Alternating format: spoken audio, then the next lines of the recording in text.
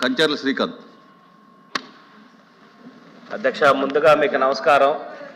ఈరోజు మొత్తం బడ్జెట్ మీద మీ పార్టీ నుంచి లిస్ట్ మొట్టమొదటిసారిగా శాసన మండలిలో ప్రసంగించే అవకాశం ఇచ్చినందుకు మీకు ధన్యవాదాలు. అలాగే మిగతా సభ్యులందరికీ కూడా హృదయపూర్వక నమస్కారాలు తెలియజేస్తున్నాం. అధ్యక్ష, స్వామి వివేకానంద ఒక మాట చెప్పారు. ఇనుప కండలు, ఉక్కు నరాలు, వజ్ర సంకల్పం, మొక్క ఓని ఆత్మవిశ్వాసం ఉన్న 100 మంది యువకులను నాకివ్వండి, ఈ దేశ స్థితిగతులను మారుస్తానని చెప్పనేసి చెప్పడం జరిగింది. అంటే యువత యొక్క ప్రాధాన్యత, యువత తలుచుకుంటే ఏ విధంగా సమాజంలో పురోగతి వస్తుంది అని నమ్మి అంత గొప్ప తత్వవేత్త చెప్పినటువంటి అంశం. అంటే మనం కూడా, ఇండియా కూడా, భారతదేశం మొత్తం కూడా యంగెస్ట్ నేషన్ కింద ప్రపంచ స్థాయిలో మనకి గుర్తింపు రావటం జరిగింది. అంటే యువత యొక్క ప్రాధాన్యత, యువత యొక్క వృద్ధి మీద ఈ రాష్ట్ర డెవలప్మెంట్ అనేది, అభివృద్ధి అనేది ఆధారపడి ఉందని చెప్పనే అంశాన్ని మనం అన్ని రకాలుగా పరిశీలిస్తున్నాం. అయితే నిన్న ప్రవేశపెట్టిన బడ్జెట్లో యువతకి ఎంత అన్యాయం జరిగిందనే దాని మీద కొన్ని అంశాలు మాట్లాడదలుచుకున్నాం.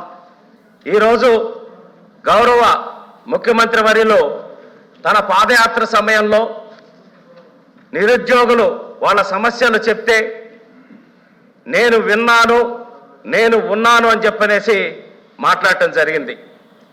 ప్రతి జనవరిలో మీకు జాబ్ క్యాలెండర్ రిలీజ్ చేస్తానని చెప్పడం జరిగింది. 2.5 లక్షల ఉద్యోగాలు రిలీజ్ ఇస్తానని చెప్పడం జరిగింది. అలాగే మెగా డిఎస్సిని విడుదల చేస్తానని చెప్పడం జరిగింది. ఇలా అన్ని రకాల హామీలు ఇచ్చుకుంటూ వెళ్ళటం జరిగింది. సో తర్వాత అధికారంలోకి వచ్చి ముఖ్యమంత్రిగా బాధ్యతలు స్వీకరించిన తర్వాత నేను విన్నాను, నేను ఉన్నాననేది మర్చిపోయి నిరుద్యోగుల సమస్యలు వినటమే మానేశారు. ఎక్కడ నిరుద్యోగులు నిరసన దీక్షలు చేసిన పోలీసులతోటి వాళ్ళ మీద దాడులు చేసి వాళ్ళందరినీ జైల్లో కుక్కేటటువంటి పరిస్థితి ఈరోజు ఉంది. ప్రభుత్వం అన్నాక 2 రకాలుగా ఉద్యోగ కల్పన అనేది చేయాలి. ఒకటి ప్రభుత్వ ఉద్యోగాలు, 2 ప్రైవేట్ రంగం సంబంధించిన ఉద్యోగాలు. కొత్తగా ప్రభుత్వ ఉద్యోగాలు జాబ్ క్యాలెండర్ ద్వారా రిలీజ్ చేయలేదు. అలాగే ప్రైవేట్ సెక్టార్లో కూడా కొత్తగా కంపెనీలు తీసుకొచ్చి ఈ రాష్ట్రాన్ని అభివృద్ధి పదంలో నడపాల్సిన పరిస్థితి ఉంది. ఎందుకంటే ఇప్పుడంతా నాలెడ్జ్ ఎకానమీ, దేశం మొత్తం, ప్రపంచం మొత్తం నాలెడ్జ్ ఎకానమీ, హ్యూమన్ రిసోర్సెస్ మీదే నడుస్తుంది. కాబట్టి వాళ్ళ అభివృద్ధిని చేయాల్సిన, వాళ్ళకు అవకాశం ఇవ్వాల్సిన సమయంలో కంపెనీలు తీసుకురాకపోగా ఉన్న కంపెనీలు వెళ్ళగొట్టే విధంగా ఈ రాష్ట్ర పాలసీస్ కానీ, అక్కడ స్థానిక నాయకుల ప్రవర్తనలు కానీ మనం ఉదాహరణలు చూసాం. చంద్రబాబు నాయుడు గారు ఇందాక గౌరవ సభ్యులు ఇక్బాల్ గారు మాట్లాడుతూ ఒకే చోట క్యాపిటల్లో డెవలప్మెంట్ ఉండకూడదు అని చెప్పనేసి మాట్లాడారు. దయచేసి గౌరవ సభ్యులు గమనించాలి. చంద్రబాబు నాయుడు గారు హైదరాబాద్లో అదే జరిగింది, సెంట్రలైజ్డ్ డెవలప్మెంట్ జరిగింది కాబట్టి ఈ విభజన పరిస్థితులు వచ్చినాయని చెప్పనేసి డీసెంట్రలైజ్డ్ డెవలప్మెంట్కి తెరదీశారు. దాంట్లో భాగంగానే ఆటోమొబైల్ ఇండస్ట్రీ హబ్గా అక్కడ అనంతపూర్ని కియా మోటార్స్ తీసుకొచ్చారు.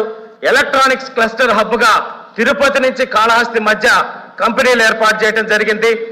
అలాగే ఐటీ హబ్గా అమరావతిలో, వైజాగ్లో ఫైనాన్షియల్ ఫిన్టెక్ వ్యాలీ కింద ఫైనాన్షియల్ అండ్ ఐటీ కంపెనీస్ వైజాగ్లో ఏర్పాటు చేసేటటువంటి కార్యక్రమం రూపొందించారు. కియా మోటార్స్ని తీసుకొచ్చారు. ఈరోజు కియా మోటార్స్ తీసుకొచ్చిన రోజు విజయసాయి రెడ్డి గారు మూసేసిన ఒక కంపెనీని తీసుకొచ్చి ఇక్కడ ఓపెన్ చేస్తున్నారని మాట్లాడారు. గత సంవత్సరం best selling car of the India కింద కియా మోటార్ సెలెక్ట్ అయితే, సార్ దయచేసి రిక్వెస్ట్ చేస్తున్నాను, ఫస్ట్ టైం మాట్లాడుతున్నాను, కొంచెం అవకాశం ఇవ్వాలని విజ్ఞప్తి చేస్తున్నా.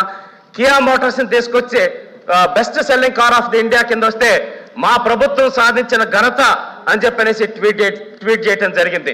ఈ రోజు ఒక్క కియా మోటార్స్ ద్వారా రమారమి 2,800 కోట్ల రూపాయల ఆదాయం రాష్ట్ర ప్రభుత్వానికి వస్తూ ఉంది. వేలాది మంది నిరుద్యోగ యువతకి అక్కడ ఉపాధి దొరికింది.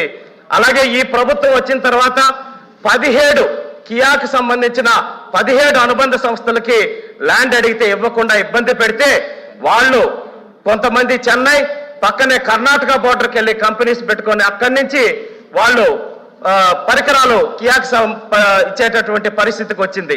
దానివల్ల అక్కడ ప్రాంతంలో ఎన్ని వేల మందికి ఉద్యోగాలు పోయాయనేది ఒక్కసారి ఈ ప్రభుత్వాన్ని మేము ప్రశ్నిస్తా ఉన్నాం.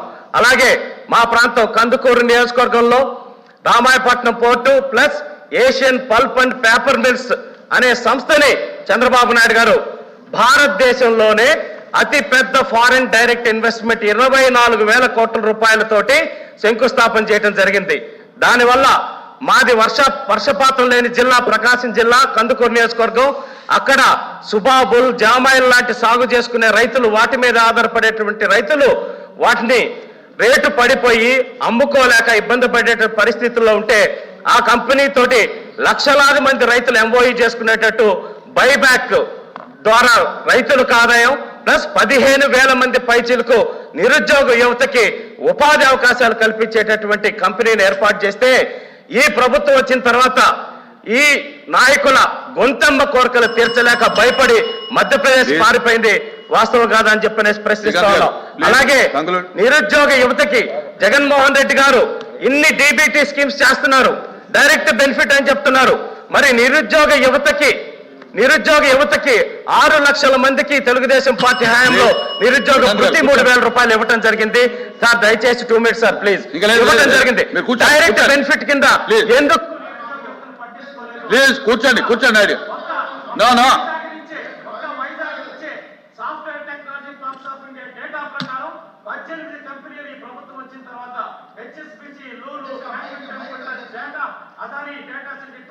ఎన్నో కంపెనీలు వైజాగ్ లో పెట్టి వెళ్ళిపోయినాయి.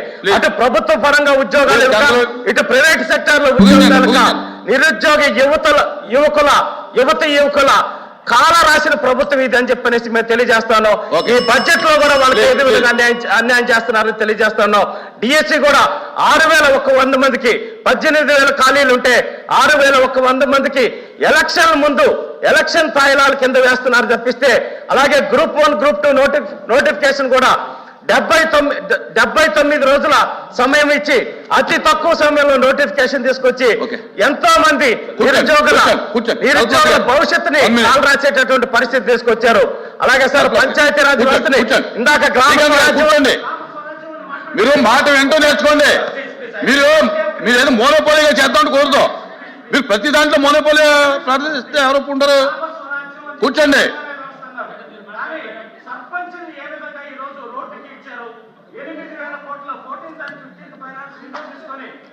గ్రామాల్లో బ్లీచింగ్ కానీ వీటి దీపాలు కూడా వేసేటటువంటి పరిస్థితి రాకుండా పంచాయతీరాజ్ వ్యవస్థలో నిర్వహణ చేశారు. అలాగే మహిళల అభ్యున్నత కోసం అన్నారు. మీరు కూర్చోవాలి. వాటి మీద కూడా ప్రభుత్వం సమాధానం చెప్పాలి. కూర్చోండి. అధ్యక్ష, ఈ రోజు 2024-25 ఆర్థిక శాఖ మంత్రి గారు ప్రవేశపెట్టిన